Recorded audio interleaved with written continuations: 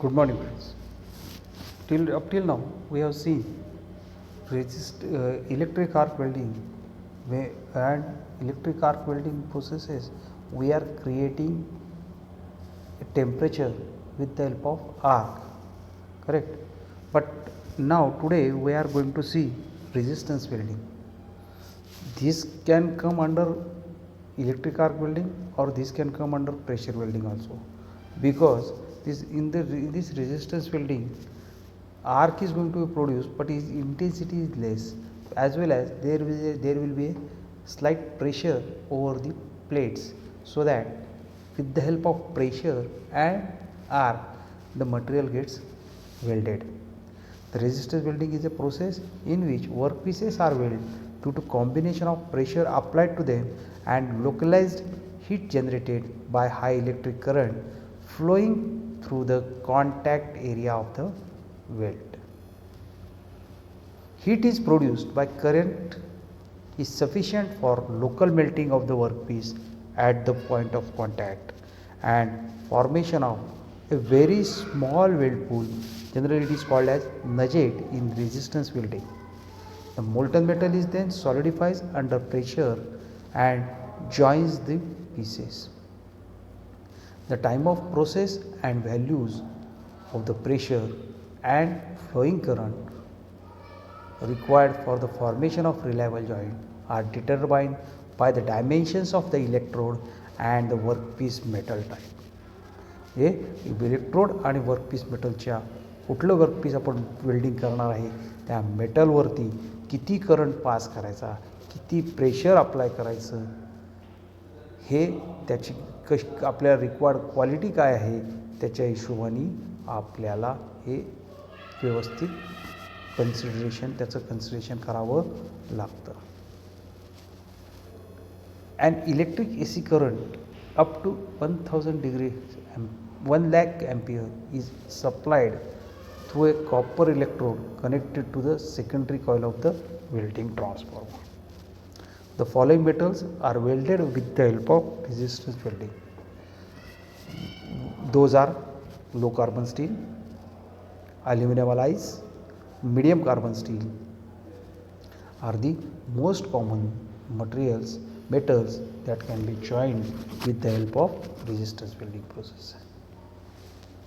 Advantages of resistance welding are high welding rates, low fumes, cost effectiveness, easy automation, no filler materials are required, and low distortions. High welding rate म्हणजे वेल्डिंगचा rate speed आहे ती जास्त आहे. Fumes develop होत नाहीत, कारण localised temperature develop केलं जातं आर्क वेल्डिंगमुळं, त्यामुळं त्याची गरज पडत नाही, फ्यूम्स ते जनरेट होत नाहीत. कॉस्ट इफेक्टिवनेस कॉस्ट आहे ती इफेक्टिवनेस त्याचं पण म्हणजे मिनिमम कॉस्ट लागते. इझी ऑटोमेशन आहे आणि फिलर मटेरियलची तुम्हाला ह्याच्यामध्ये गरज पडत नाही.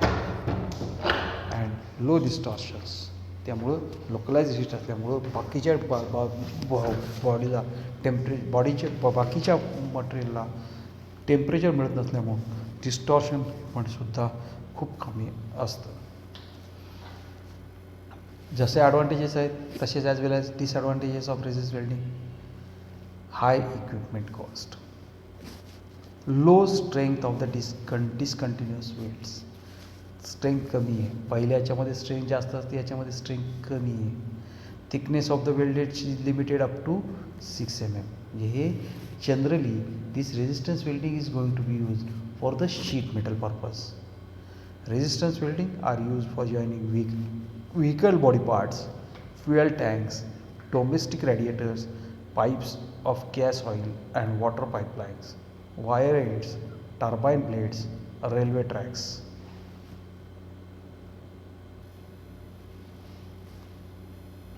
Methods of resistance welding are generally this resistance welding will be done with the help of following 4 most popular methods. One is spot welding, another one is flash welding, third one is resistance butt welding, and fourth one is seam welding.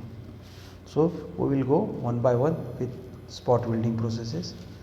It is a resistance welding process, type of resistance welding process only. Spot welding is a resistance welding process in which two or more overlapped metal sheets are joined by spot welds. The method uses a pointed copper electrode providing passage of an electric current. जे electrodes हे तुम्हाला electric current pass करतात. The electrodes are also transmit pressure required for the formation of strong weld. म्हणजे त्याची strength वाढवण्यासाठीचं जे pressure apply करायचं ह्या electrode थ्रूच ते प्रेशर डायवर्ट केलं जातं त्या मेटलवर. Diameter of the weld spot in the range 1/8 inch to 1/2 inch. हे जे वेल्ड स्पॉटचं जे वेल्डिंग जे असतं त्याचं आर्क जो असतो त्याचे डायमीटर जे आहे ते 3.8 mm पासून ते 12 mm पर्यंत आहे. Spot welding is generally used in automotive industry for joining vehicle body parts. See this figure. हा इलेक्ट्रोड आहे.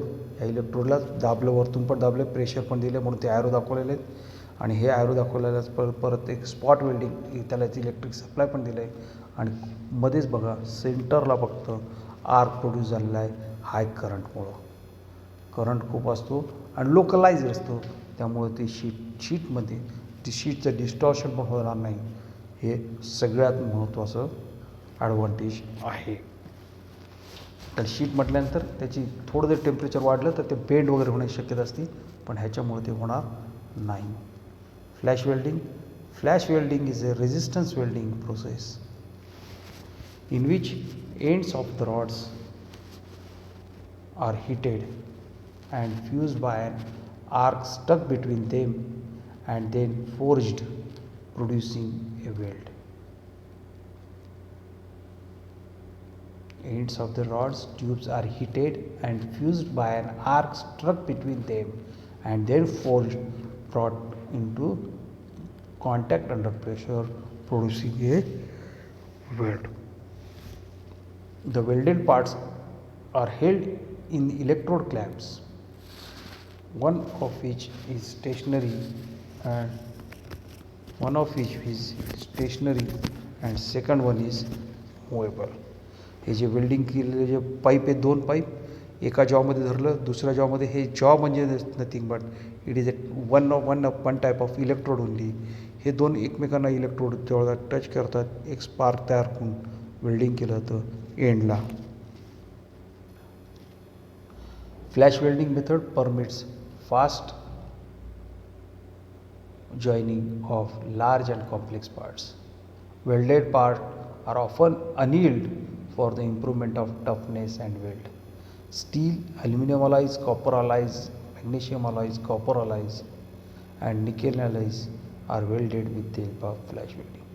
Thick pipes, ends, band saws, frames, aircraft landing gears are produced with this flash welding process. Yoga एका clamp stationery आहे, दुसऱ्याला movable केलं, हा इकडून इकडं shift होईल, इथून शिफ्ट झाल्यानंतर इलेक्ट्रिक आर्क दिला आणि प्लस त्यालाच फोर्स अप्लाय केला. एकदा आर्क झाल्यानंतर त्याला फोर्सने अप्लाय केलं, ऑटोमॅटिकली काय होणार आहे, वेल्डिंग फॉर्मेशन आहे आणि हा वेल्डेड जॉईंट असेल. Now third one is resistance butt welding. Resistance butt welding is a resistance welding process in which ends of wires or rods are held under pressure and heated by an electric current passing through the contact area and producing the weld. The process is similar to the flash welding. However, in butt welding, pressure and electric current are applied simultaneously in contact to flash welding, where electric current is followed by forging pressure application. Butt welding is used for welding small parts. The process is highly productive and clean. In contrast, the butt welding provides provides joining with no loss of welded materials. Butt वेल्डिंगमध्ये welding loss नाही आहे जो ह्याच्यामध्ये flash वेल्डिंगमध्ये आहे. सेमच आहे, figure सारखंच आहे त्याचं त्यामुळंच त्याला म्हटलेलं आहे, सेम फिगर दाखवलेली गेलेली आहे. Now fourth one is seam welding process. Seam welding is a resistance welding process of continuous joining of overlapping sheets by passing them between two rotating electrode wheels. Heat generated by the electric current flowing through the contact area and pressure provided by the wheels are sufficient to produce leak tight weld. Seam welding is a high speed and clean process which is used when continuous tight weld are required. Fuel tanks, drums, etc. are produced with the help of this. Seam म्हणजे edge, त्या एजला welding केलं जातं. त्यालासाठी हा roller आहे, हा रोलरच एक electrode म्हणून काम करतो आणि हा टच करतो.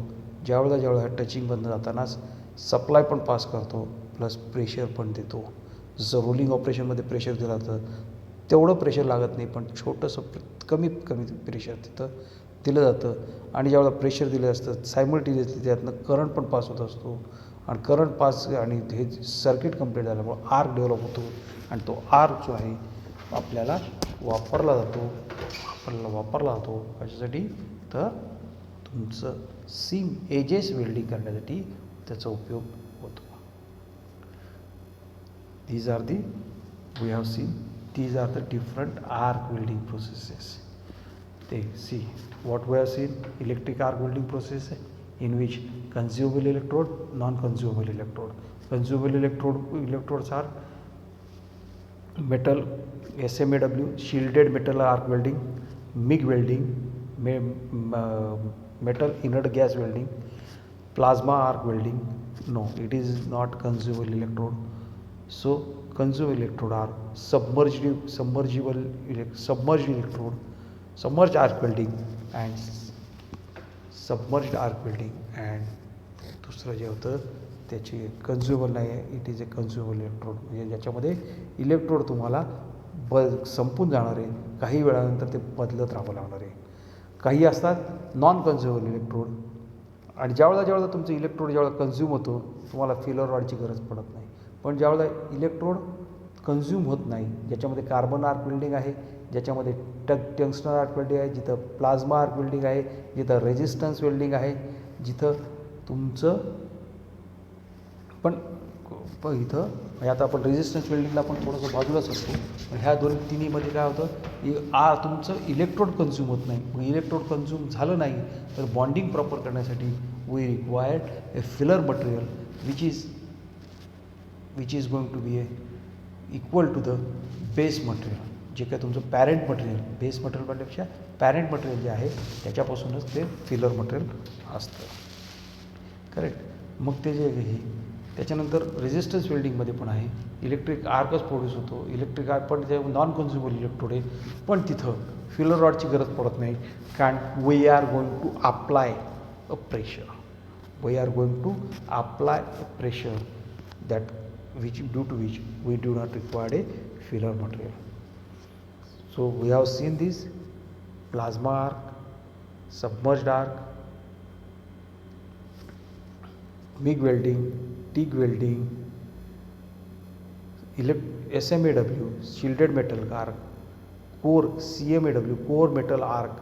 जे शिल्डिंग पण कधी आहे, जर तुमचं शिल्डिंग पण कधी होणार आहे तर तुमचं शिल्डेड मटेरियल आतमध्ये आहे का बाहेर आहे त्याच्याप्रमाणे SMAW का CMAW, core metal arc welding process. And next final one we have seen is slag welding processes, electroslag welding processes, which is going to be generally used for the purpose of building the ships. Correct. Now again we are going to move with gas welding. Which is going to be a type of fusion welding. आपण हे सगळे fusion वेल्डिंगचेच प्रकार करतो आहे. म्हणजे ज्याच्यामध्ये temperature आहे, ह्या टेम्परेचरमुळं लोकलाइज्ड हीट तयार होते. हीट तयार होते. हीटचा जो उपयोग आहे आपण कोलसीन फॉर्मेशन होती होतो. आणि आता एक दुसरा प्रकार आहे gas welding processes. Gas welding processes हा वेगळा प्रकार आहे. त्याच्यामध्ये पण हीट प्रोड्यूस केली जाते. हीट प्रोड्यूस झाल्यानंतर जे आहे ते कोलसीन फॉर्मेशन होतं. इथं मात्र तुम्हाला फिलर रॉडची गरज असते आणि त्यामुळं आपण गॅस वेल्डिंगवर आता जाणार आहोत. So we will start with gas welding processes. Gas welding is a welding process utilizing heat of the flame from welding torch. The welding torch mixes a fuel gas and oxygen in proper ratio and flow rate, providing the combustion process at a required temperature. The hot flame fuses the edges of the welded parts which are joined together, forming a weld after solidification. The flame temperature is determined by the type of fuel gas and proportion of the oxygen in the combustion chamber. Depending upon the proportion of the fuel gas and mixture, the flame may be chemically neutral, oxidizing and carburizing. Neutral means stoichiometric content of the gases, म्हणजे equal प्रमाण असल्यासारखं आहे. Oxidising excess of oxygen, carburising excess of fuel gases. And these are the flames that will be there. This is neutral welding flame. This is carburizing neutral, pure carburizing, and this is oxidizing.